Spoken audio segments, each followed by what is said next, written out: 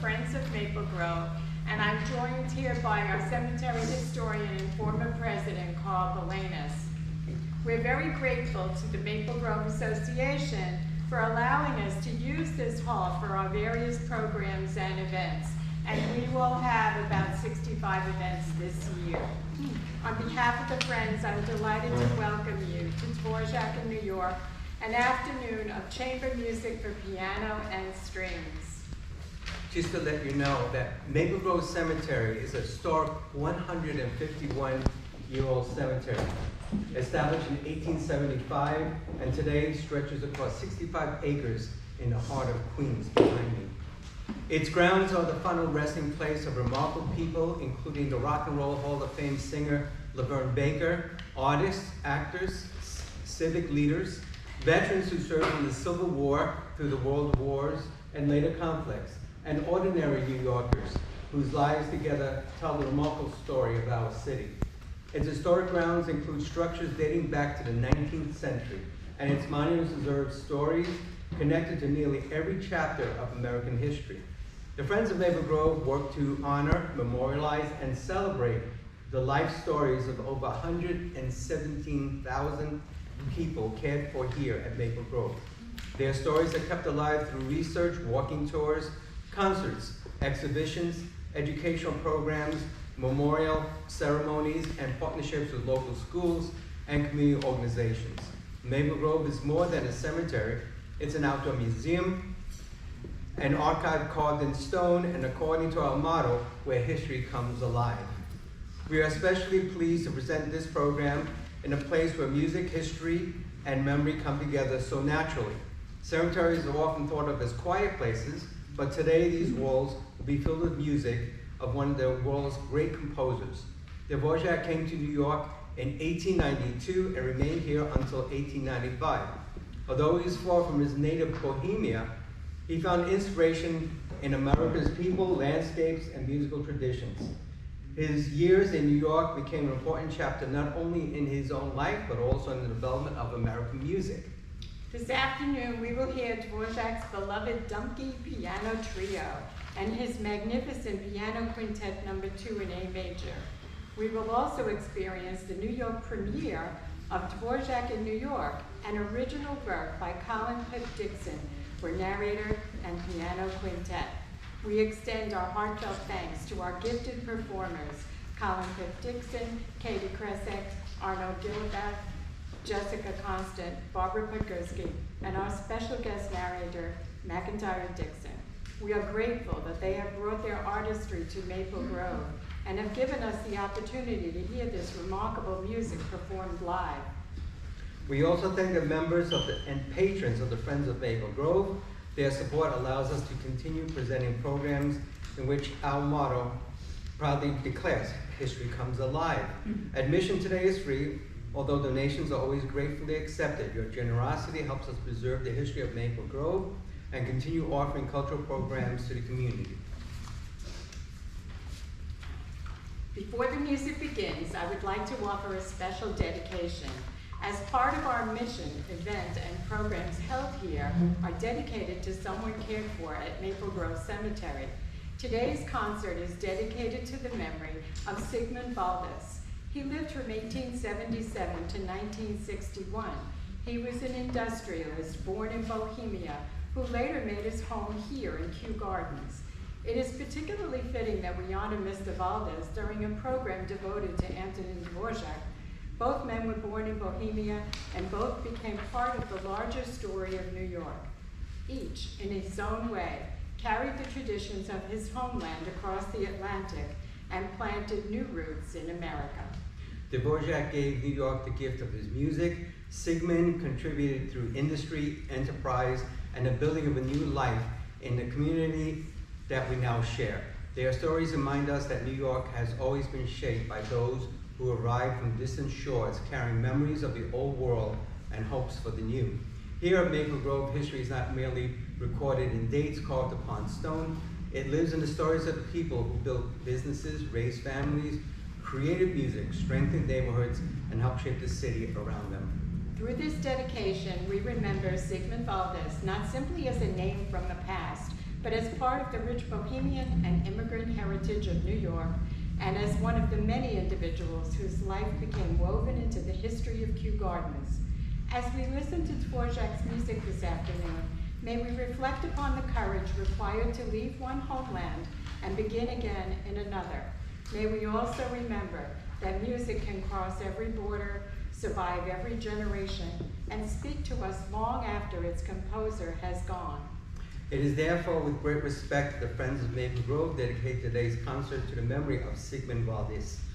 Before we let the music begin, please silence your cell phones so we are not interrupted during the performance. Bathrooms are located on the lower level next to the waterfall feature. The performance will be taped, so please be aware of the wires on the floor. Shiloh, he's our video photographer, so he's there. If you need to leave, please use the side aisles. After the music ends, please join us for a small reception in our art gallery downstairs. Thank you.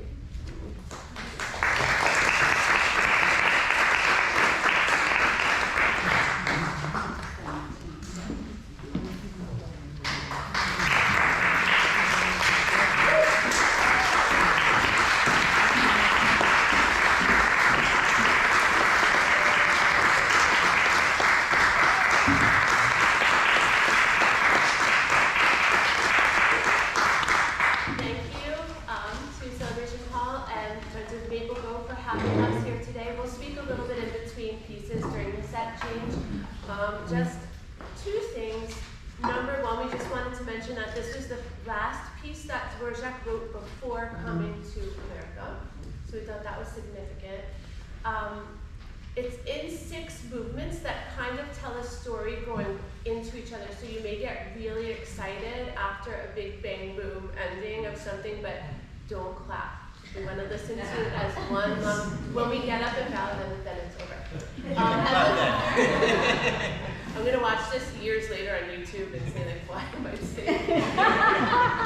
And then the third thing is, if you're sitting, we kind of changed a little bit the shape so that it was more slanted here. So if you're sitting closer to the camera, we just ask to be very careful not to whisper, because it's going to pick everything up. So, okay, well, we really hope you enjoy this really amazing trio. It's one of our favorite pieces, and I get to play it with some of my closest friends, so thank you guys so much for being here.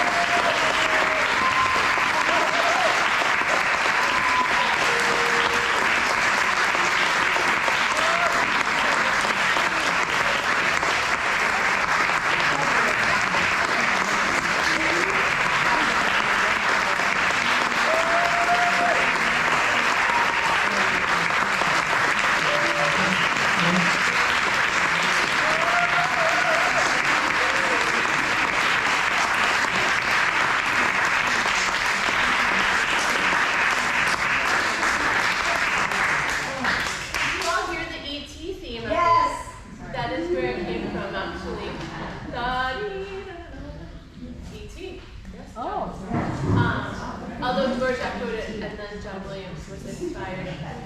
So I think we need a few moments for the set change. I'm going to also call up my dear friend. I call her my sister, Katie. She's moving furniture. She brought her pillow.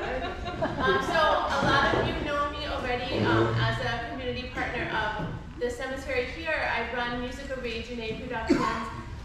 Based in Forest Hills on Ascan Avenue, and we just started our 27th season on July 1st. This is actually our first event of the new season, and we're so happy to be able to share this with you. Music Origine, I'm the executive and artistic director, and we have a number of divisions within it, but we have a concert series. At the church, we have a children's program. We've done programs here. Strangely enough, I chose to call the program Come Compose. It was here at the cemetery. It was Come Compose at Maple Grove Cemetery. No pun intended, but it worked out to be very punny indeed. No, I swear to you that it went over my head when we named it. The third thing we do is community connections, free concert series for the older adult centers within Queens under the auspices of Queens Community House. So tomorrow morning at 10 a.m., because they have lots of activities and they're squeezing us in, we're going to play for the Center for Gay Seniors in Jackson Heights, and we're doing a condensed version. We're probably only going to do I almost said we're only going to do the Dvorak. We're only going to do the quintet part with the story and then leading into the quintet. And then the fourth thing, that's in its second year now, if you know any children within the community, is MRICE, Music Origine Youth Chamber Ensemble, for intermediate and advanced students, where they get free training and experience playing alongside professionals for 30 weeks out of the school year, and they do 6 performances. And it's great for their resume. And I should say Music Origine, the group that I run, means Music of Queens. So our services are only within the confines of Queens, which is the most ethnically diverse borough in the entire world, with about 300 dialects and languages spoken in just our borough.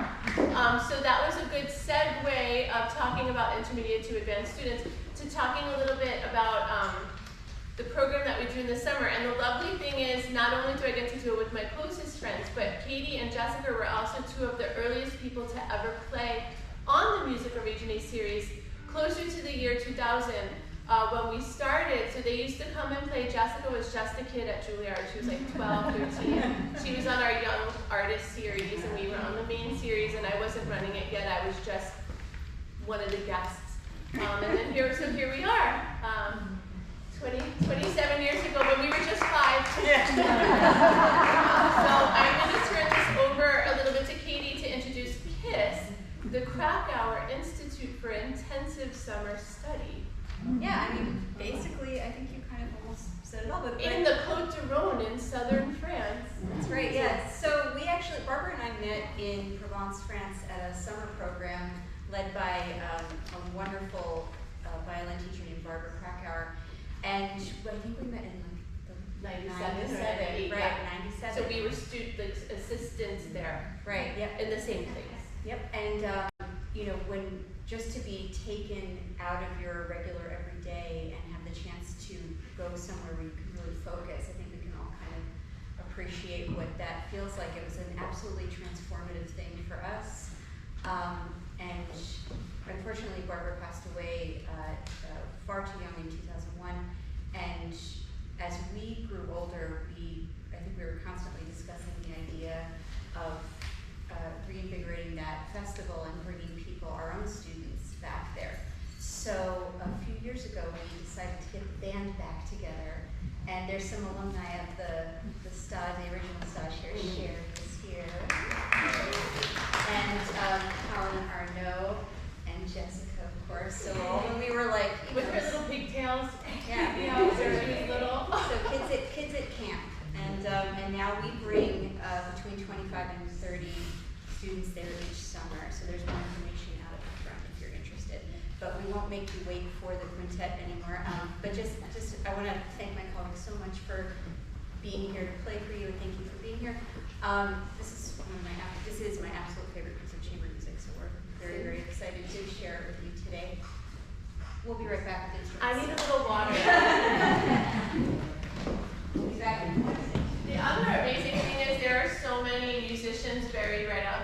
window that, you think about it the whole time you play, and it's just an amazing kind of inspiration to be here. So we will be right back.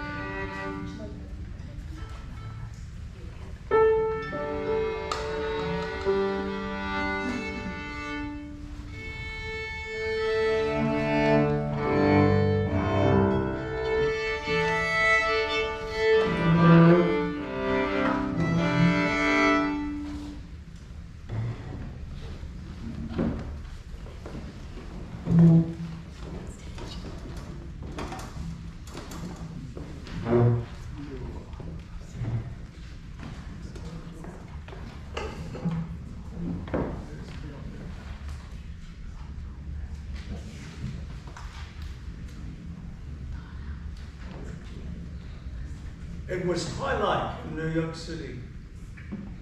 They call it Manhattan Henge now.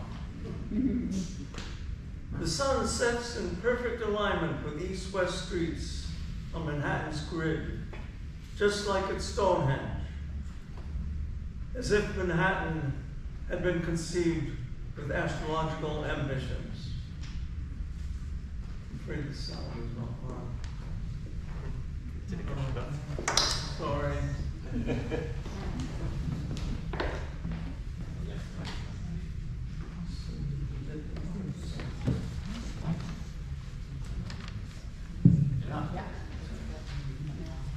Sorry about that. Sorry.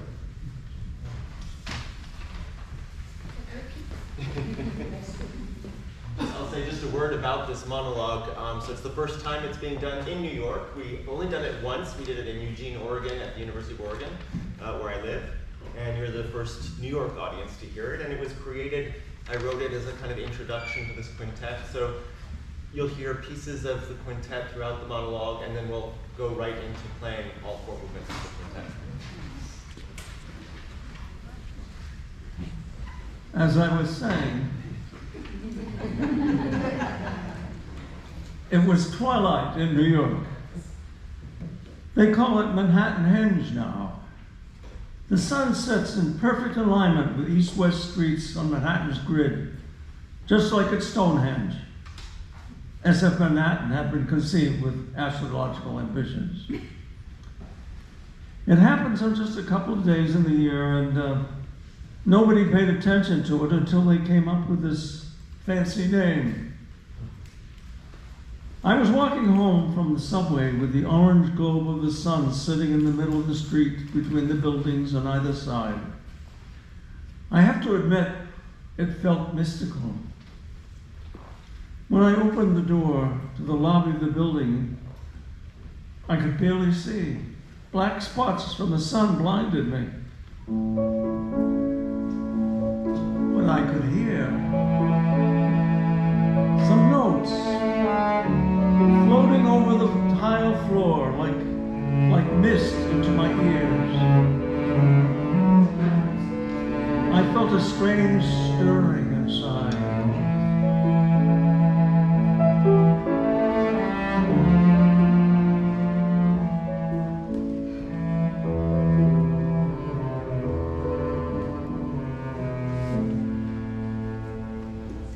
It wasn't unusual to hear music in the lobby.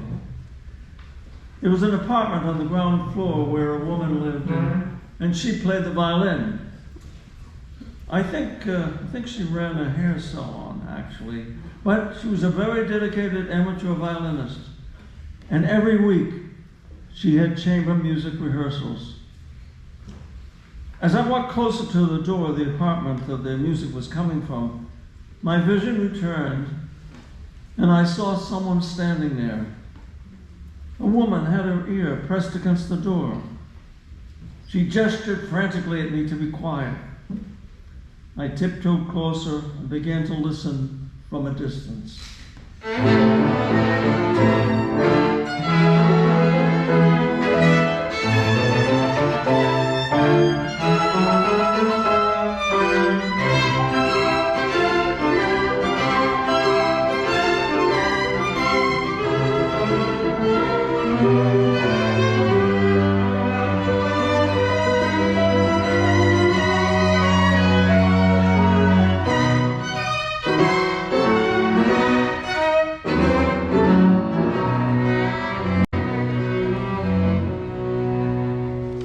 When the musician stopped playing, she turned to me. I had never seen her before. "It's DVORAK," she said confidently. "Is it? Do you live here?" "No, I don't. I just come to visit." I thought that was a very strange reply. The music continued, and I got closer to the door and to her. She was small and, I might say, very charming. "I think I knew DVORAK," she turns and says to me in the next pause. "You mean his music?" "No, I knew him personally when he lived in New York." Excuse me? "Don't you believe in reincarnation?" "I'm pretty sure I knew him." Oh my, I thought, she's nuts. I tried to divert the conversation over to a more stable territory. I didn't know that DVORAK lived in New York. Is that true?" "I have no idea," she answered. "But I feel like I knew him, and it was in New York. It's all coming back to me from the music." "You don't believe in reincarnation, I can tell." "Well, I wouldn't say that I don't believe per se, only that that's okay, don't pretend," she interrupted me. "I'm pretty sure I knew you too, in fact, back then, when I knew DVORAK." But then she looked down at her watch and said, I'm sorry, I have to go, I'm late." And she ran out the front door of the lobby. The music continued, and now I pressed my ear to the door. I didn't want to admit it, but the melody sounded like something I had heard a long, long time ago.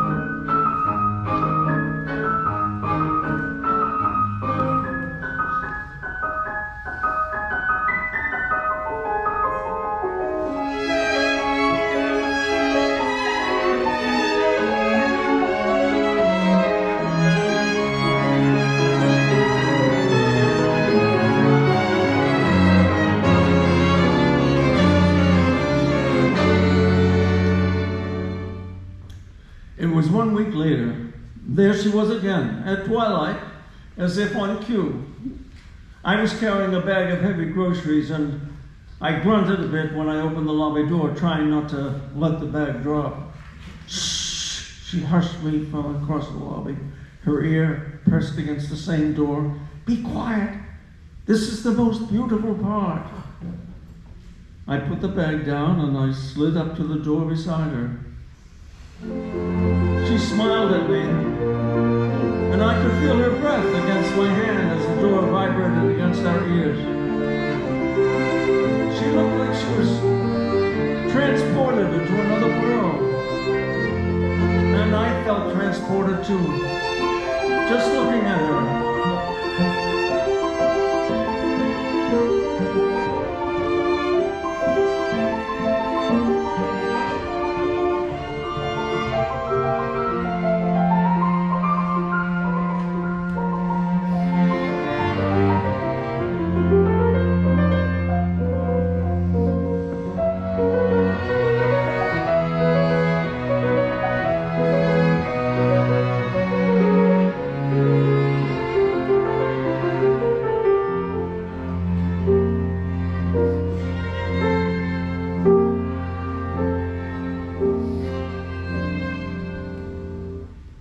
When they stopped playing, she spoke again.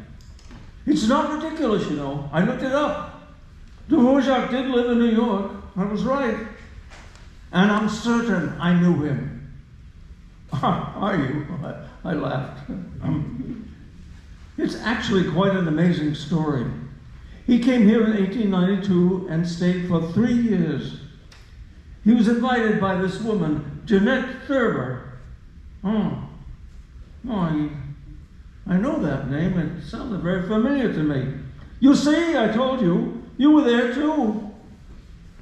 There's no reason you should know her name. She's been erased. But she was incredible. Her husband got very wealthy, and she loved music. She had actually studied at the Paris Conservatory herself.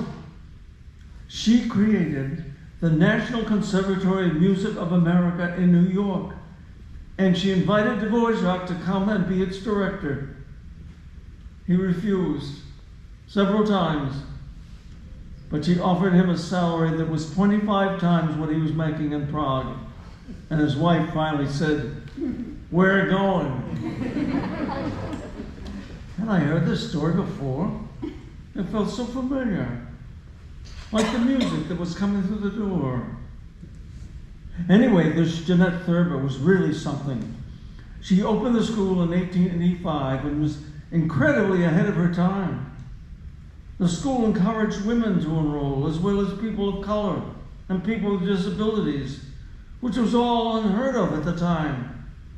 And she was George Gershwin and Aaron Copland's teacher. Really? Is this all true? Yes! I'm not making this up. Look her up. The music started up again. It sounded like a waltz.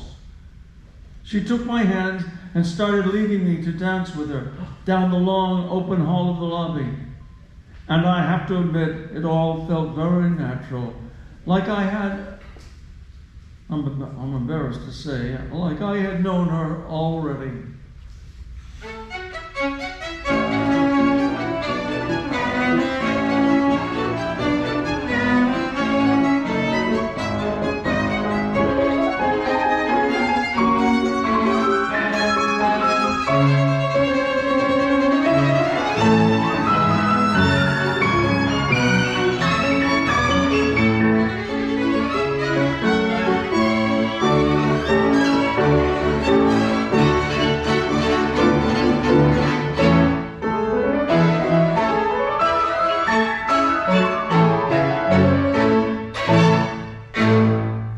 Stopped, and we both began laughing and had trouble catching our breath. "What's your name?" I asked, but too low for her to hear. "What?" Yes. "What's your name?" "Oh." She suddenly got very serious and looked down. Then with a grin she said, "You can just call me Rizalka." She looked down at her wrist again and seeing the time, began to run out of the lobby calling out, "I'm so sorry, I'm late again. See you next time."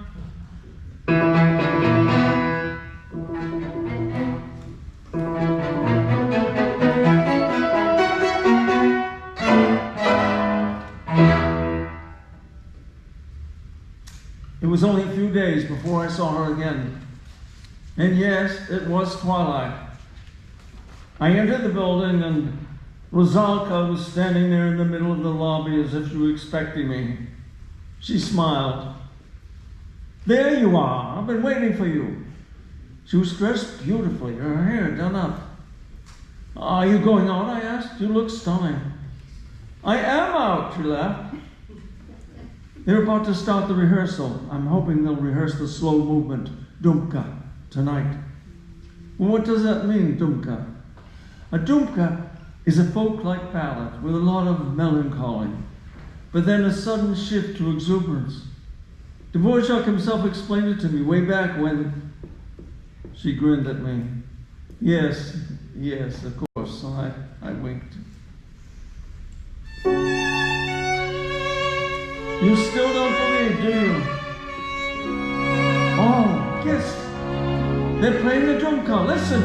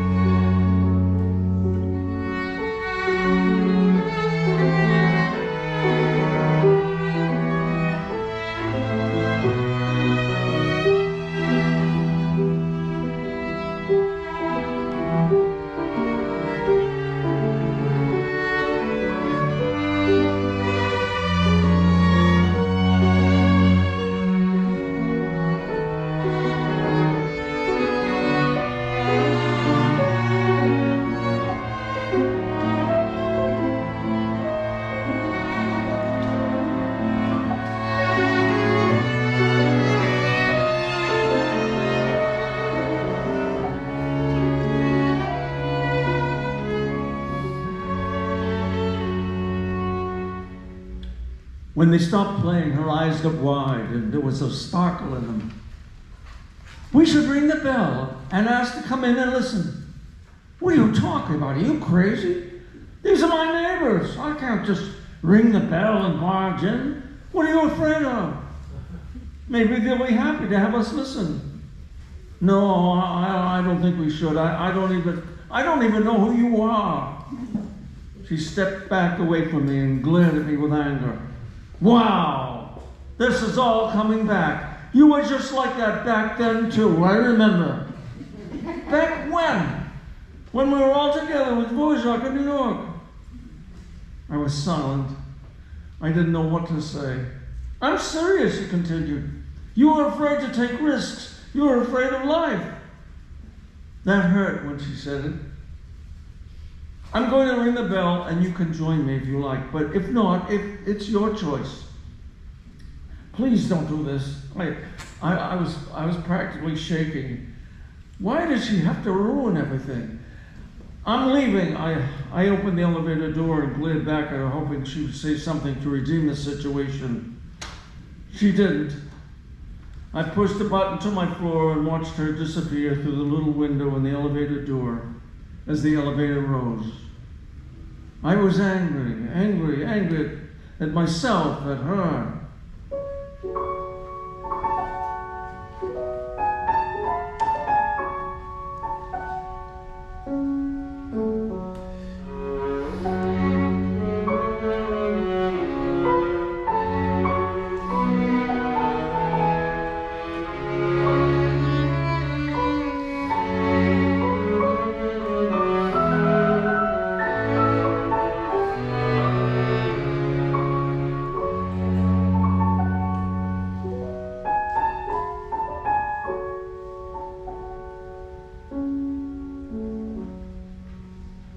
And I never saw her again.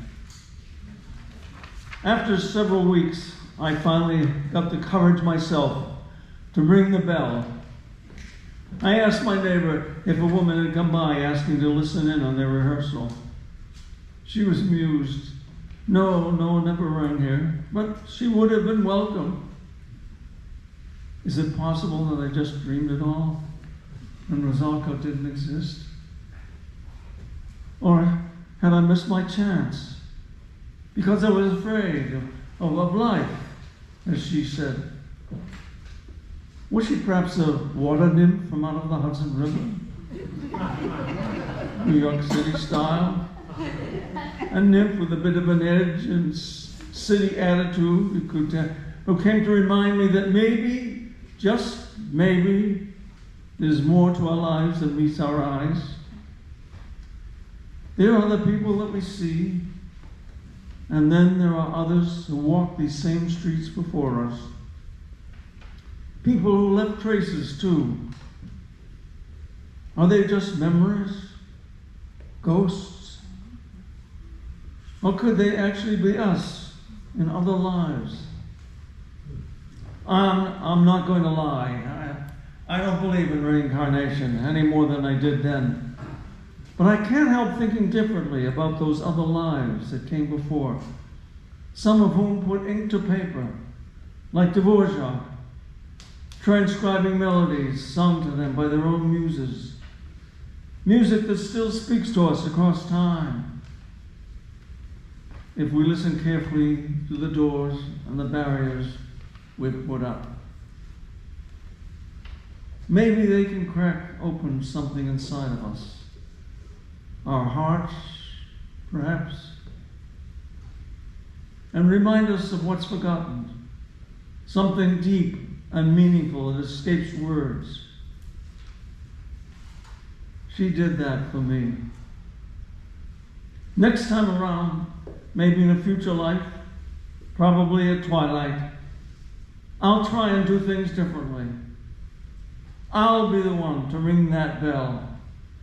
I'll offer her my hand and we'll walk through that door together and listen. Listen to that music from another life. Maybe you'd like to join us.